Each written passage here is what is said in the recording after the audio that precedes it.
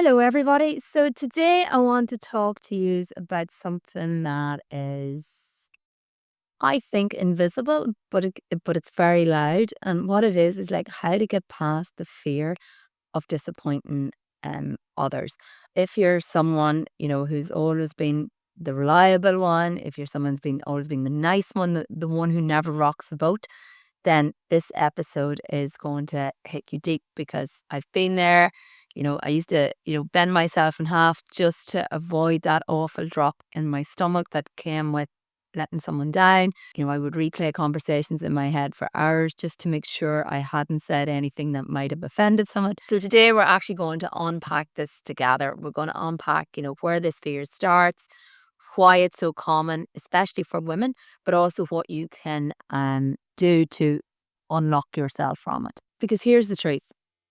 You can either disappoint others or you can disappoint yourself. And I always say for your dreams to live, somebody else's has to die. Okay. So when you choose yourself, you actually stop shrinking to fit a life that was never designed, for the real you. So let's get into it.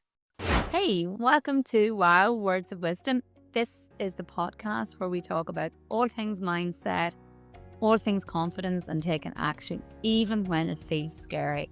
I'm Sharon McCaffrey, and if there's one thing I know for sure, it's this. Your mindset shapes everything. The way you think, the way you show up, the way you go after what you really want, and it all starts in your head. So if you've ever felt stuck, doubted yourself, or wondered if you're really capable of more, you're in the right place. Each week, let's break through those mental blocks, shift your perspective, and start making things happen. So the first thing I want to unpack is why we fear disappointing people. So this fear, it just doesn't appear out of nowhere. It is wired into us. And as children, we're taught that being good earns love. Maybe you're the one who kept the peace in your family. Maybe you were praised for being helpful. You were maybe praised for, being quiet or being responsible.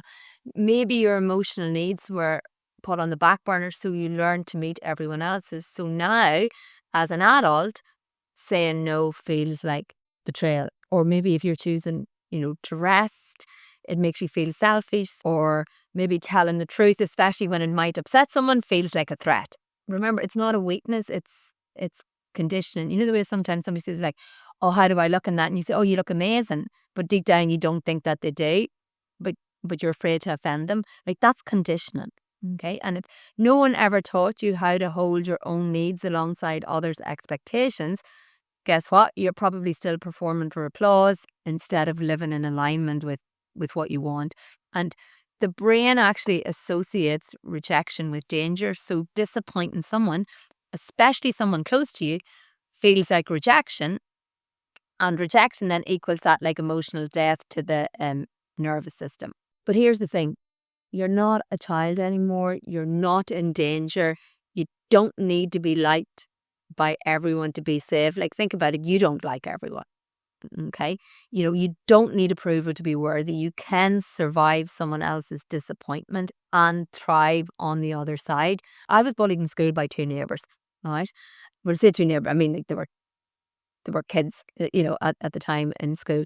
And and that was really, really hard. And I think for years then, I was always the nice person.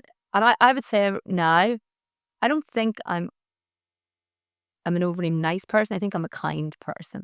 All right.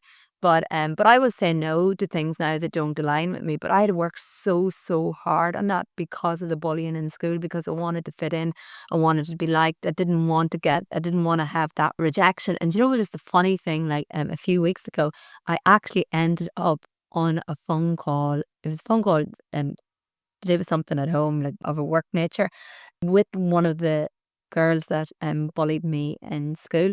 And it felt like a full circle moment because she was telling me in the phone what couldn't be done. And I was so assertive with her and told her, no, this is what needs to happen. And, and then she was on the back foot. But that was me with my emotional boundary now. But I would not have been able to do that a number of years ago. I've had to work really, really hard on that. But understand it's something that you can learn and can be trained into it. I suppose I do want to rewind a little bit, just about myself and my story when I'm talking about disappointment, because, like, for any of you that listen to me now for a while, you will know that, like, I left marriage and, before that, like, on the surface, it looked like that I had it all. I had the house, I had the holidays, and I think I had what people would call like a safe life, and I left it. People, thought like, what is wrong with her? And there's something wrong with her. And it was like, I remember one of the things a lot of people asked me, oh my God, what happened?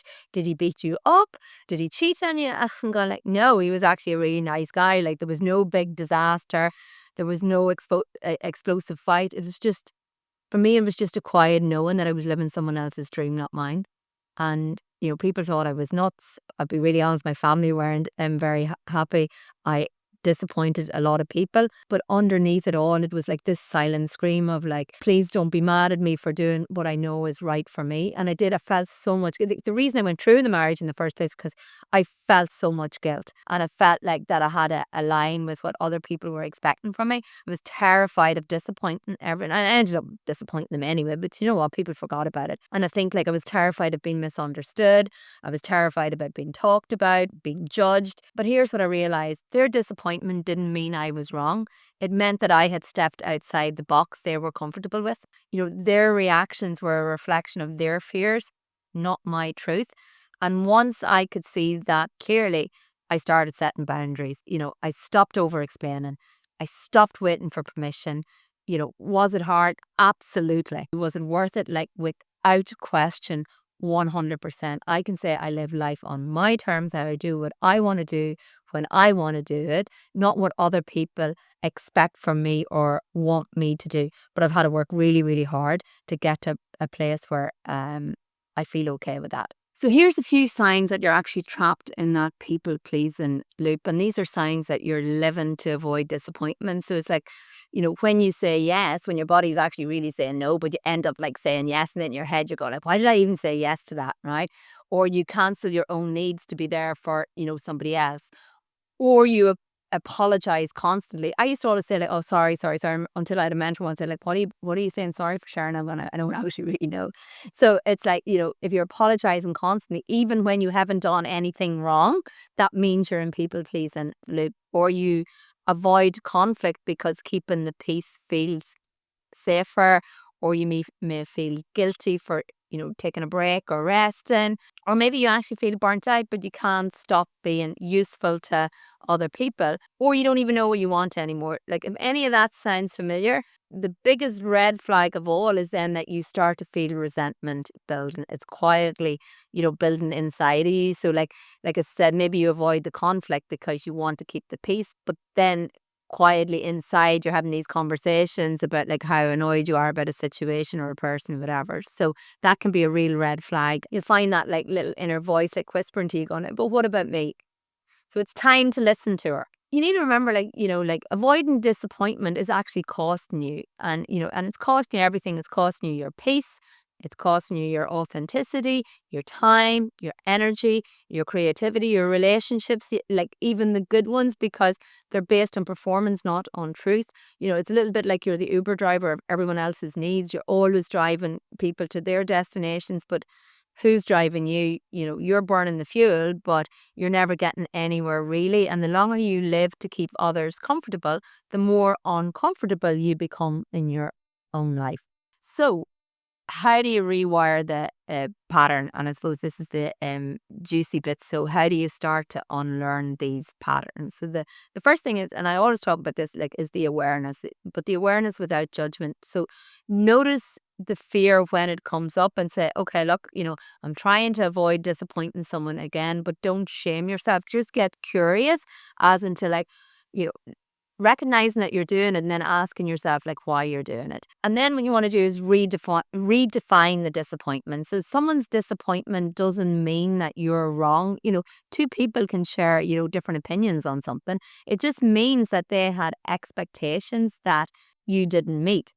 But that's theirs to sit with, you know, not yours. And then, you want to lean into the discomfort and tolerate it. You will feel uncomfortable at first.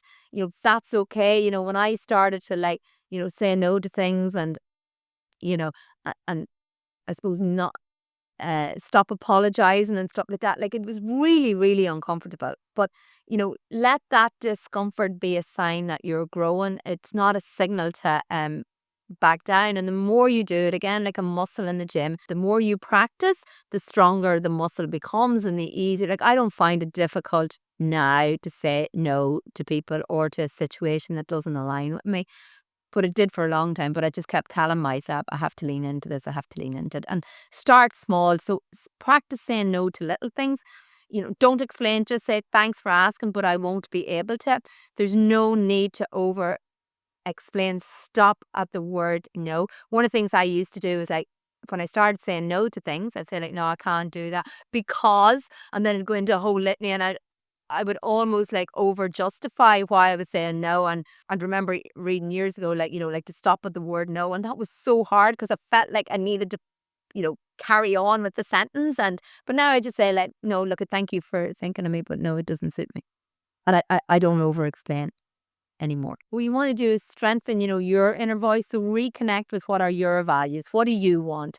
What feels right for you? Because every time you honor that, even if someone else is disappointed, you build self-trust for you. Stephen often says to me that he knows that, I'm going to do what I want to do no matter what. But it's because I had to work really hard to learn to live life on my terms. And I always say, you have one life, like, so, make it matter and learn to live it on your terms, not on somebody else's. I have a few little one-liners or little scripts, that can empower you to, to say no, and maybe pick, these are some of the ones that I have used, but maybe pick the ones that feel, most aligned with you and your personality.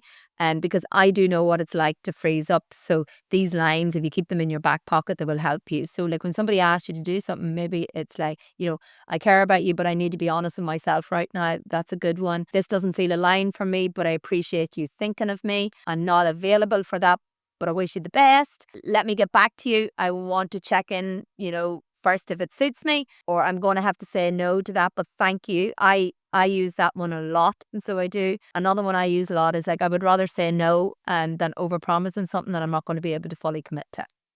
And I just leave it at that. You don't owe long-winded explanations. You don't need to apologize for having limits. People will respect your boundaries. And then I have, like, a little grounding exercise for you. So I want you to take a moment, like, just to come back to you. Take a deep breath. Feel your feet on the floor. Let your shoulders drop. Relax your body, and ask yourself now, who am I outside of other people's expectations? What would I do if I wasn't afraid of disappointing anyone? And I want you to feel into that version of yourself. Let her take up space. She is powerful. She is clear, and she is free. And, you know, to wrap up this episode, I want you to remember you weren't born to be polite or easy or agreeable. You were born to be true. True to yourself. And that truth, sometimes being true means disappointing others. What do you call it? A girl I know through work told me this a number of years ago, and it is just always stuck in my mind. And it's probably been the most liberating sentence when it comes to, like, what other people think of you, or being afraid of what other people think of you, whatever. And she said to me, she says, what other people think of you, Sharon, is none of your business. I have always found that so liberating. Even sometimes when I go to post things online, I think, oh, I'm going to get judged. And I'm going, like, well, it's my Instagram. So, like, if somebody doesn't like it, they can unfollow me. And that's okay, right? Because remember, you're not here to live someone else's life. You're here to live yours. So the next time that fear creeps in, remember, you can survive someone else's disappointment, but you can't survive the constant abandonment of yourself. So choose you every single time. Choose you. And if this episode, cracks something open in you, please do let me know. Tag me on Instagram, send it to a friend, or better yet, use one of the scripts here that we covered and start choosing you today. And remember, you don't need to be liked by everyone. You probably don't even like everyone. So you need to be loved by you, and that's where the real magic begins. So just a quick one before you go. Over 100 million people listen to podcasts on a daily basis. And while so many come looking for personal growth, most never actually hit follow. So if anything in this episode helped you to see things differently, to feel a bit stronger, or just breathe easier, then do me a massive favor and hit follow right here where you're listening. This means that you'll never miss an episode that might be exactly what you need to hear that day. And most importantly, the more this podcast grows, the more I can keep sharing real value and even open the door to bringing in incredible guests to support your journey. So thanks again for being here, and I'll see you in the next episode. And that's my words of wisdom for today's episode of Wow. I hope this gives you something to think about, because remember, your mindset shapes your reality. The way you choose to think today will impact what you create tomorrow. If you love this episode, let me know. Share it, tag me, or send me a message. I'd love to hear your thoughts. And if you haven't already, hit that follow or subscribe button so you never miss an episode. Catch you next time.